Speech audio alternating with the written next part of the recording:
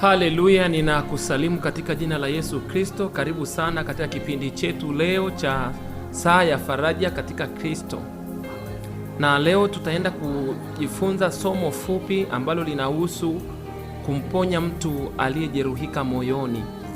Na tunatanguliwa kusoma neno la Mungu katika kitabu kile cha Isaya sura ile ya 61. Na neno la Mungu linasema katika Isaya sura ile ya 61 mstari wa kwanza mpaka wa 10. Nami ninawatangulieni nyote kusoma katika jina la Bwana. Roho ya Bwana Mungu ii juu yangu, kwa sababu Bwana amenitia mafuta niwahubiri wanyenyekevu habari njema.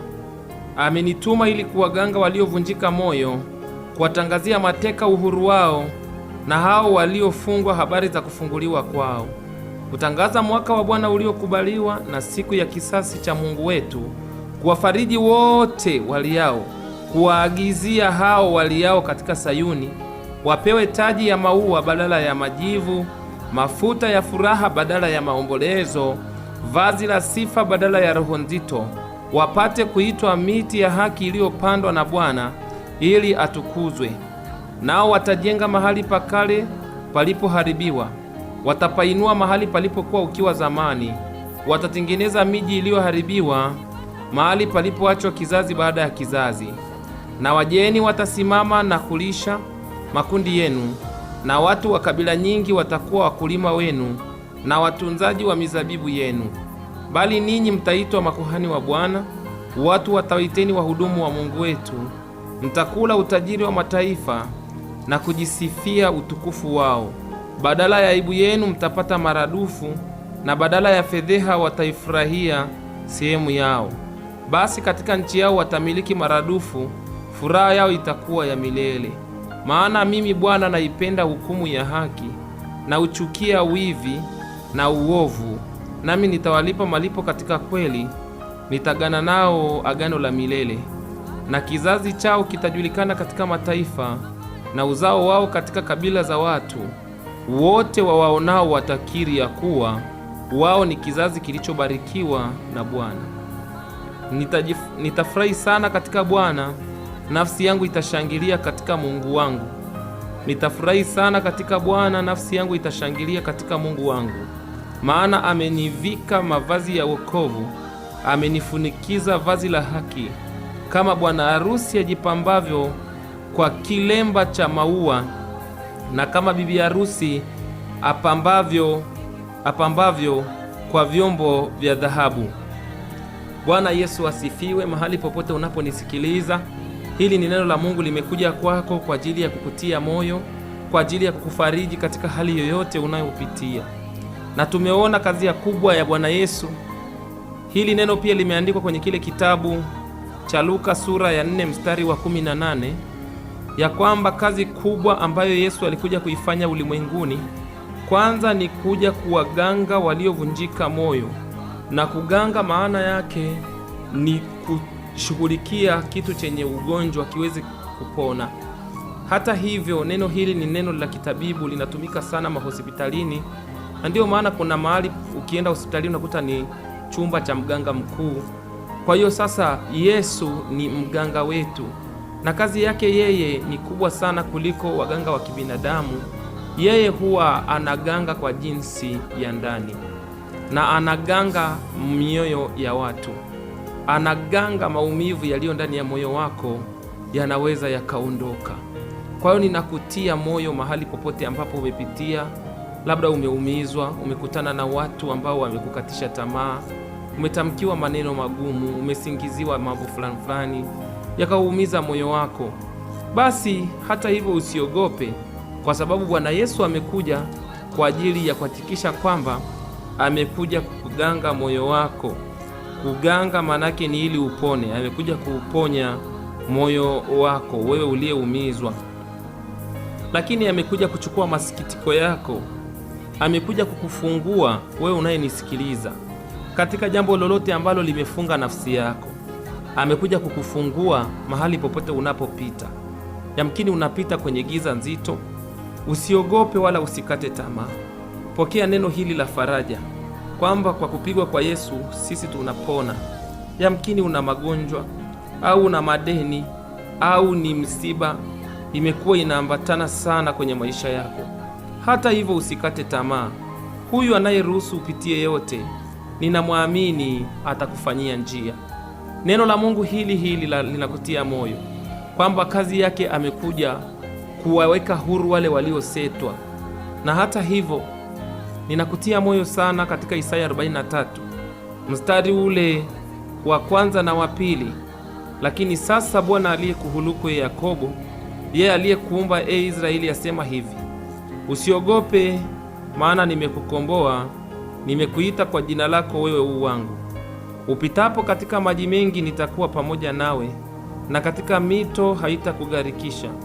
Uendapo katika moto hutoteketea, wala mwali wa moto hautakuunguza. Ninakutia moyo sana mahali popote unapopitia. Yamkini unapitia majaribu makubwa sana makali huko, kama unapita kwenye maji mengi huko, kama unapita kwenye moto mkali, usiogope, maana Bwana amesema kwamba hata uendapo katika huo moto, mwali wake hautakuunguza, wala upitapo katika maji mengi au dhoruba yoyote, basi hiyo dhoruba na hayo maji hayatakugharikisha. Na haya maji ni maji yanayopita kwenye nafsi, na huu moto ni moto unaopita kwenye nafsi. Unaweza ukapitia mahali pagumu, hata ukalala usiku usipate usingizi, ukasikia kama moyo wako unawaka moto kwa mambo ambayo unayapitia. Unaweza ukapitia mahali pagumu, ukaona kabisa unapitia katika ziwa kubwa la moto, unapitia katikati ya maji mengi sana. Lakini hata hivyo usiogope, utavuka, kwa sababu Mungu ametuhakikishia katika kitabu hiki cha Biblia, amezungumza mara nyingi zaidi ya kwamba usiogope. Hata na ukisoma lile neno la Isaya 41:10 linasema usiogope, kwa sababu niko pamoja na wewe. Usifadhaike, kwa sababu mimi ni Mungu wako. Nitakutia nguvu, nami nitakusaidia, nami nitakushika kwa mkono wa kuume wa haki yangu. Kwa hiyo lolote lile unalopitia, usikate tamaa wala usivunjike moyo. Mungu atakuvusha na utapita salama. Mungu akubariki sana mahali popote ambapo ulikuwa unanisikiliza. Ninaamini kwa maneno haya machache ya faraja utatiwa nguvu. Usiogope, na kama kuna mahali pagumu unapitia, usibebe vitu sana mwenyewe moyoni. Tafuta watu mbalimbali washirikishe ili waweze kukuombea. Wakati mwingine kuna watu Mungu anawainua kwa ajili ya kukuombea. Neno la Mungu linazungumza katika kile kitabu cha Mathayo sura ile ya 7 mstari wa 7, ombeni nanyi mtapewa. Lakini kuna mahali pengine unaweza ukapitia hata kuomba ukashindwa.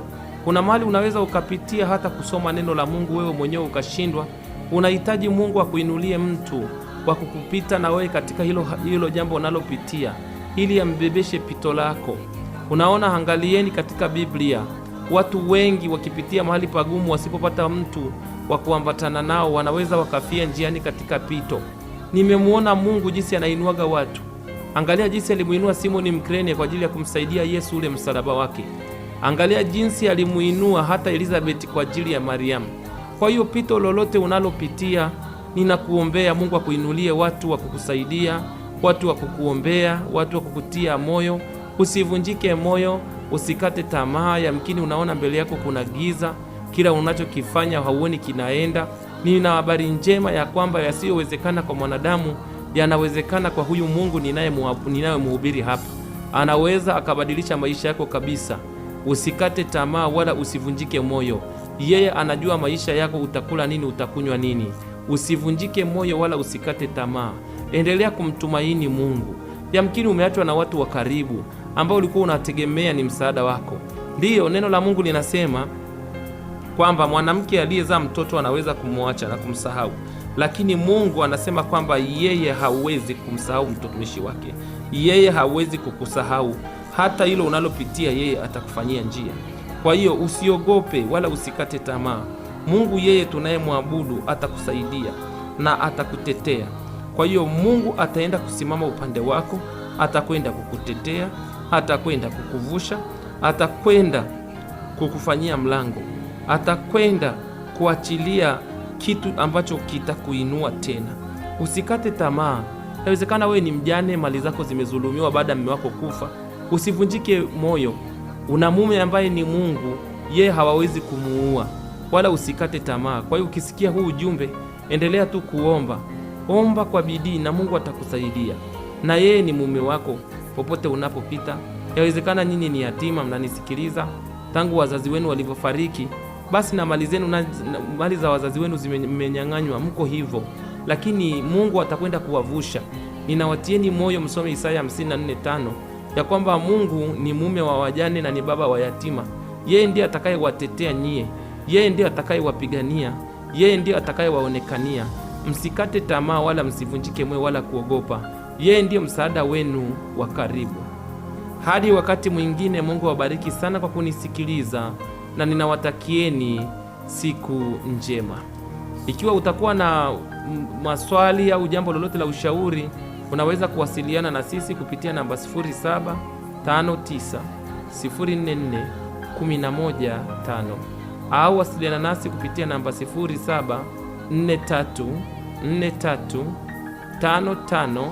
0743435575. Mungu akubariki na akuvushe katika hali yoyote unaopitia. Amen.